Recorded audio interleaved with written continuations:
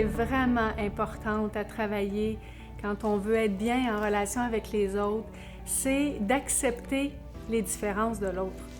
C'est très facile d'accepter une caractéristique de l'autre qu'on aime. Quand on aime une des différences de notre enfant, par exemple, ou de notre conjoint, ah là, ça va bien. On accepte donc sa différence, on trouve ça beau, puis on se complète donc. Les contraires s'attirent, puis c'est beau. Mais quand la différence de l'autre vient nous heurter dans une valeur qu'on a, ah là, tout d'un coup, c'est plus aussi facile d'accepter, puis là, il y a tout un défi qui s'impose à nous. Le réflexe qu'on a dans ce temps-là, c'est de juger l'autre, d'essayer de le changer, d'essayer de le contrôler, puis on y passe des petits commentaires. Je ne sais pas si vous avez déjà fait ça, des petits commentaires là, qui ont le but de lui faire comprendre là, qu'est-ce qu'il devrait être en réalité.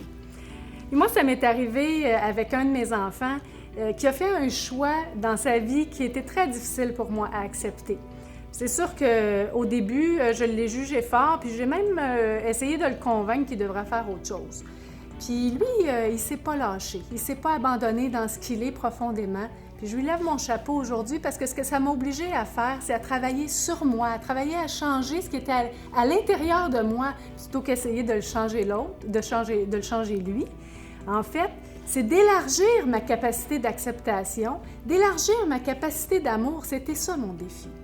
Puis j'ai pas pire réussi, jusqu'au jour où il m'a dit « Maman, hein, il y a beaucoup de parents qui seraient fiers d'avoir un enfant qui a fait le choix que j'ai fait, puis moi je trouve ça vraiment dur que toi tu sois pas capable de me reconnaître dans cet aspect-là de moi. » Et là j'ai vu que l'acceptation de sa différence, j'avais pas travaillé là-dessus assez profondément.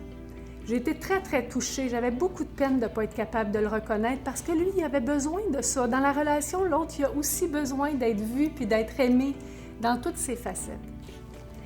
Alors, ce jour-là, je lui ai fait une promesse. Je lui ai dit, je ne peux pas te dire quand, mais je te promets que je vais travailler assez fort sur moi pour qu'un jour, quand on va être dans un cadre spécial où je vais te voir dans la situation que tu décris, je sois capable d'être la première à me lever puis à t'applaudir, puis que mes applaudissements ils viennent vraiment du fond de mon cœur. J'ai fait ce travail-là.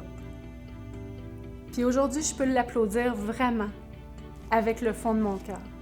J'ai pas changé mes valeurs, par exemple. J'ai pas changé mes opinions. J'ai juste accepté que mes valeurs puis mes opinions sont les miennes et que j'ai pas la vérité. Ça fait juste partie de ma nature profonde à moi. Que si je veux vraiment être en relation avec mon fils dans toutes ses facettes, je dois aussi lui laisser le droit à lui d'être différent puis d'avoir son unicité. Alors merci à mon fils de ne pas s'être abandonné parce que dans sa fidélité à lui, ce qu'il m'a permis de faire, c'est non seulement d'élargir ma capacité d'aimer, mais aussi il m'a permis de faire le chemin pour qu'on soit très bien tous les deux en relation.